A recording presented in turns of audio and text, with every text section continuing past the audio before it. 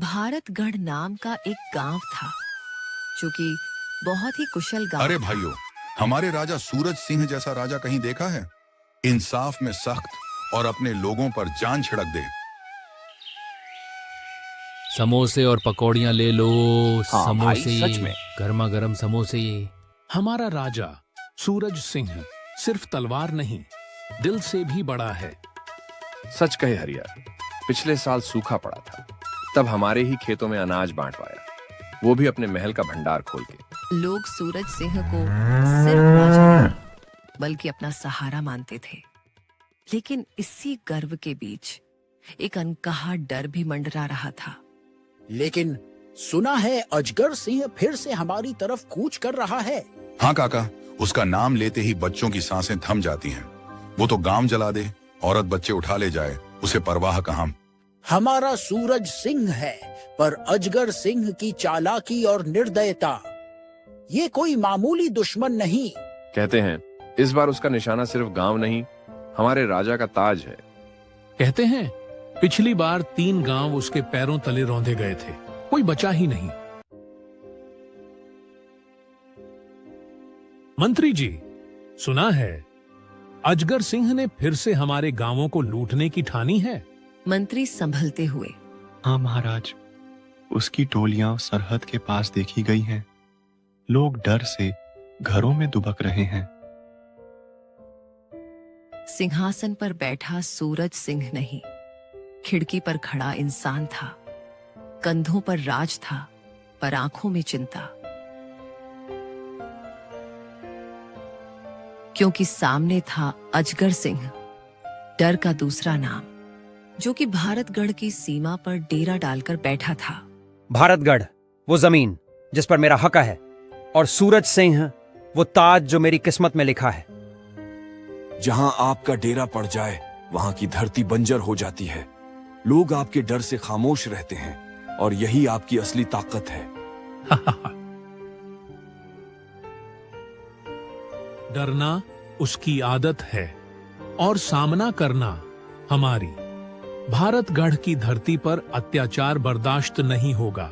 राजा सूरज सिंह के शब्द मानो किले की दीवारों से टकराकर गूंज उठे। भारतगढ़ अब किसी तूफान का सामना करने को तैयार हो रहा था।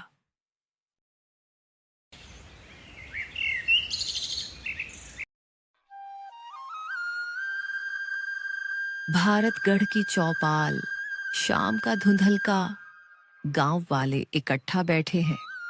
दिलों में डर भी है और उम्मीद भी। भाइयों, अजगर सिंह राजा नहीं, आफत है। उसके सामने सूरज सिंह क्या कर पाएगा? सही कहे रामलाल, हमें तो संधि कर लेनी चाहिए, वरना गांव खेत सब जल जाएगा। डर की लहर चौपाल में फैल रही थी।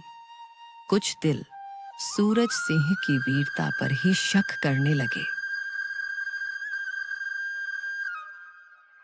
अरे, ये कैसी बातें कर रहे हो तुम लोग? सूरज सिंह ने अब तक हर मुसीबत में हमारा साथ दिया है। हाँ, सूखे में, अकाल में हमारे राजा ने अनाज बांटा। महल के बाहर बगीचे की ठंडी हवा भी आज राजा सूरज सिंह की चिंता को हल्की न कर सकी। वह गहरी सोच में डूबा खड़ा था। तभी रानी सूरजमती राजा की ओर आती है। महाराज, आप इस तरह अकेले क्यों खड़े हैं? मन इतना भारी क्यों है? राजा ने रानी की ओर देखा, पर तुरंत नजरें फेर ली, मानो दिल का बोझ छुपाना चाहते हो। कुछ नहीं रानी, बस यूं ही। रानी और करीब आई। उनकी आंखों में प्रेम और जिज्ञासा दोनों थे। क्या मुझसे भी छुपाएंगे? आपके मन का बोझ मेरा भी तो है। बताइए ना, क्यों उदास हैं आप? राजा कुछ पल चुप रहे, फिर उनके होंठ खुले और मन का बोझ बाहर आने लगा। रानी, प्रजा के सामने मैंने युद्ध का ऐलान कर दिया है। उन्हें भरोसा भी दिया है कि मैं उनका साथ नहीं छोड़ूंगा। लेकिन सच यह है हमारी सेना अभी पूरी तरह तैयार नहीं है। यही चिंता मुझे भीतर से तोड़ रही है। महाराज, अगर बुरा ना माने तो मैं एक सलाह देना चाहती हूँ। हाँ हाँ, क्यों नहीं। आप सूरज सिंह की रानी है, आपको कहने का पूरा हक है। राजा की बात सुनकर रानी की आंखों में विश्वास की चमक उभरी और उन्होंने धीरे से कहा, महाराज, मंगलाराम का नाम सुना ही होगा आपने। उसके घोड़े साधारण नहीं होते। लोग कहते हैं जिसने उसका घोड़ा साध लिया उसे कभी हार का सामना नहीं करना पड़ा। मेरे पिताश्री ने भी एक बार उसका घोड़ा लिया था और उसकी सवारी कर कई युद्ध जीते थे, जबकि उनकी गिनती तो उस समय बहुत कमजोर राजाओं में होती थी। ऐसे समय में हमें भी उसकी मदद लेनी चाहिए महाराज। राजा की आंखों में अचानक चमक लौटी, मानो उम्मीद की एक नई किरण जाग उठी हो। तो बताइए रानी, यह मंगलाराम कहाँ मिलेगा? क्षमा कीजिए महाराज, मुझे यह नहीं पता। मैंने तो यह बात अपने पिता से सुनी थी, लेकिन वे अब इस दुनिया में नहीं हैं। रानी की असमर्थता सुनकर राजा कुछ पल मौन खड़े रहे, पर उनकी आंखों में साफ था कि अब वे किसी भी कीमत पर मंगलाराम को ढूंढ निकालेंगे।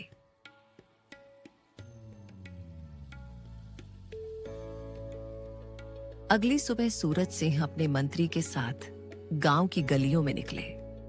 राह चलते लोगों को रोककर, हर घर के सामने ठहरकर बस एक ही बात पूछते, मंगलाराम कहाँ मिलेगा? गांव में सन्नाटा सा था, किसी के पास जवाब नहीं था। महाराज, मंगलाराम नाम तो सुना ही नहीं कभी। अगर ऐसा कोई घोड़े वाला होता तो उसका शोर चारों ओर गूंजता। महाराज, हमें क्षमा करें, पर हम कुछ नहीं जानते। इन उत्तरों ने सूरज सिंह का मन और बोझिल कर दिया। वे निराश होकर लौटने लगे। गांव की गलियों से निकलते ही उनका चेहरा चिंता से झुक गया। सूरज सिंह और मंत्री निराश होकर लौट ही रहे थे, तभी चना मूंगफली वाले चना की ले लो, आवाज मूंगफली ले कानों लो। में पड़ी। खा लो एक मुट्ठी, ताकत आ जाएगी। मेरा चना खाओगे तो बन जाओगे घोड़ा, मंगलाराम के घोड़े जैसा।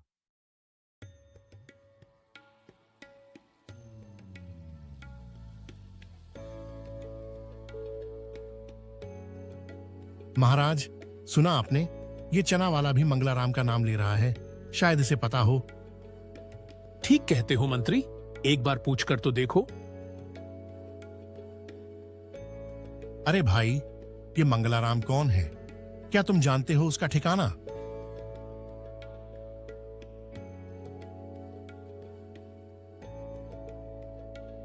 जानता हूं, क्यों नहीं जानूंगा। वो मेरा ही गांव का है मंगलाराम, और मैं अभी अभी उसी गांव से आया हूं। सूरज सिंह की आंखों में फिर से चमक लौट आई। जिस सुराग की तलाश में पूरा गांव बेखबर था, वो एक साधारण चना वाले से पता चला। अरे भैया, अगर तुम सच सच बता दो कि मंगलाराम कहाँ रहता है, तो महाराज तुम्हें सोने के 100 सिक्के इनाम देंगे। सच कह रहा हूं सरकार, मंगलाराम मेरे ही गांव का है। मैं अभी वहीं से आया हूं, उसका ठिकाना मैं अच्छे से जानता हूं। और इस तरह मंत्री की बातों और इनाम के लालच से चना वाले ने सूरज सिंह को मंगलाराम का सही पता बता देता है।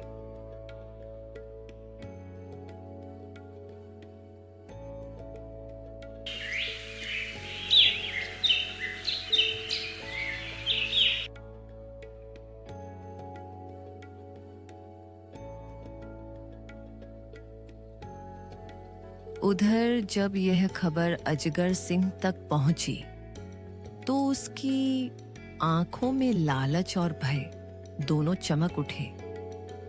वह अपने आदमियों से बोला, ये मंगलाराम कोई मामूली आदमी नहीं, ये तो सचमुच वरदान लेकर आया है। मुझे वह घोड़ा चाहिए, चाहे जैसे भी हो, हर हाल में वह घोड़ा मेरे पास आना चाहिए। गांव के बाहर एक बड़े आंगन में मंगलाराम का अस्तबल था। दूर दूर तक उसका नाम था कि उसके बनाए घोड़े युद्ध के मैदान में किसी योद्धा को कभी हारने नहीं देते। पर उस सुबह उसका आंगन सुनसान दिख रहा था। न कोई घोड़े की टाप सुनाई दे रही थी, न ही कोई हिनहिनाहट। इसी बीच उसका पुराना मित्र हरिया वहां पहुंचा। अरे मंगलाराम, कैसे हो रे भाई? सुना है बड़ा नाम हो गया तेरा, पर अजीब है, तेरे आंगन में तो एक भी घोड़ा नजर नहीं आ रहा। सब बेच दिए क्या? हरिया उसे ढांढस बंधाता है और चला जाता है। थोड़ी ही देर बाद वहां आते हैं राजा सूरज सिंह और उनकी रानी।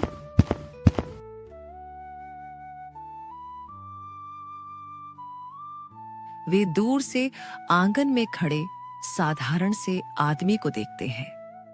वही था मशहूर मंगलाराम। क्या आप ही मंगलाराम घोड़े वाले हैं? हाँ, मैं ही मंगलाराम हूं। बताइए महाराज, क्या काम है? मुझे तुमसे घोड़ा चाहिए। सुना है जो भी तुम्हारे पास से घोड़ा लेता है वह युद्ध में कभी हारता नहीं। राजन, युद्ध जीतना या हारना घोड़े से नहीं, इंसान के कर्म से तय होता है। घोड़ा तो बस साधन है। जीत तो ऊपर वाले की लिखावट में होती है। सही कहते हो मंगलाराम, पर मेरी प्रजा कष्ट में है। अगर तुम्हारे घोड़े से मेरी सेना बल पाती है तो हजारों लोगों का जीवन बच सकता है। मैं तुम्हें घोड़ा आदेश नहीं करता, बल्कि प्रार्थना करता हूं, मेरे लिए एक घोड़ा तैयार करो। इतना सुनते ही रानी भी आगे बढ़ती है। मंगलाराम, क्या तुमने मुझे पहचाना नहीं? मेरे पिताजी ने भी वर्षों पहले तुमसे ही घोड़ा लिया था। वही घोड़ा हमारे किले की रक्षा में सबसे बड़ा सहारा बना था। मंगलाराम रानी को गौर से देखता है, पहचान जाता है और भावुक हो जाता है।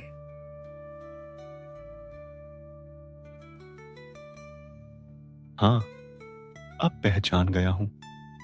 अगर महारानी ने कहा है तो घोड़ा जरूर बनेगा। सूरज सिंह जी, आपके लिए मैं अपने हाथों से घोड़ा तैयार करूंगा।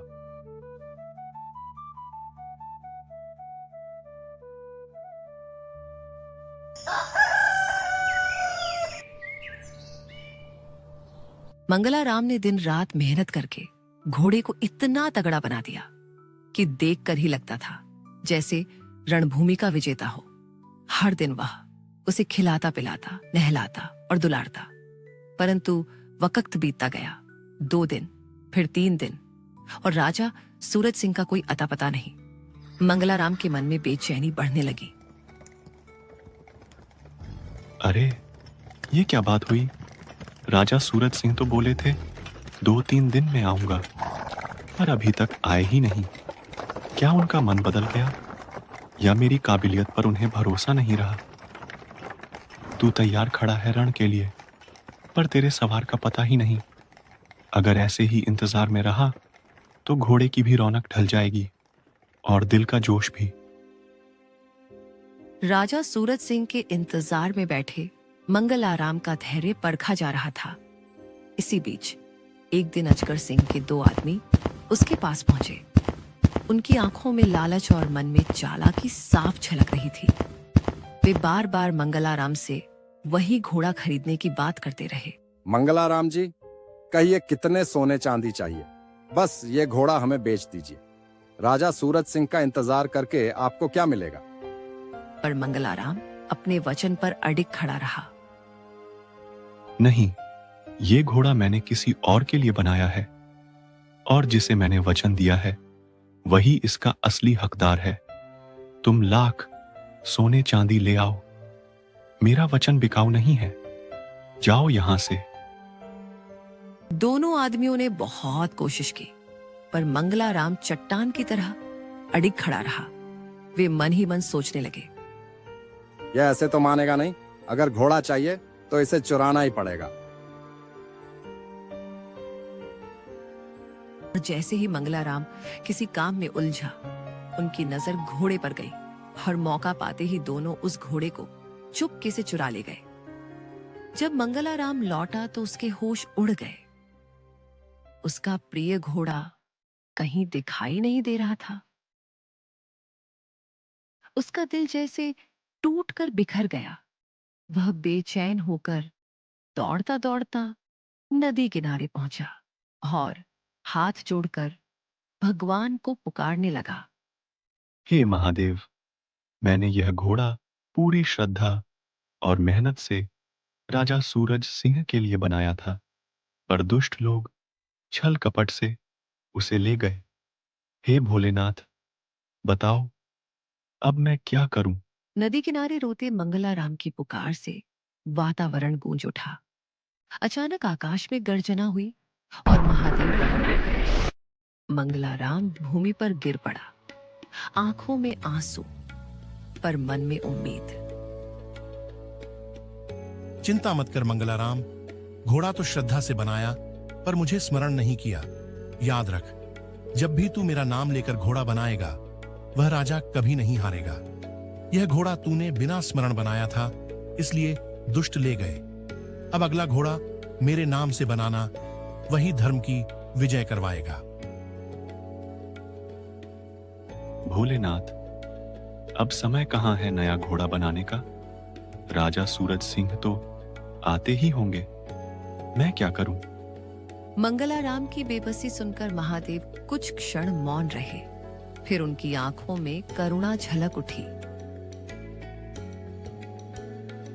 चिंता मत कर मंगलाराम, तेरे सत्य और निष्ठा से मैं प्रसन्न हूं। मैं तुझे वरदान देता हूं, अब तुझे घोड़ा बनाने की आवश्यकता नहीं। मैं तुझे एक ऐसा दिव्य घोड़ा देता हूं जिसकी आंखों में देखकर शत्रु राजा का अंत तय हो जाएगा। युद्ध की जरूरत ही नहीं पड़ेगी।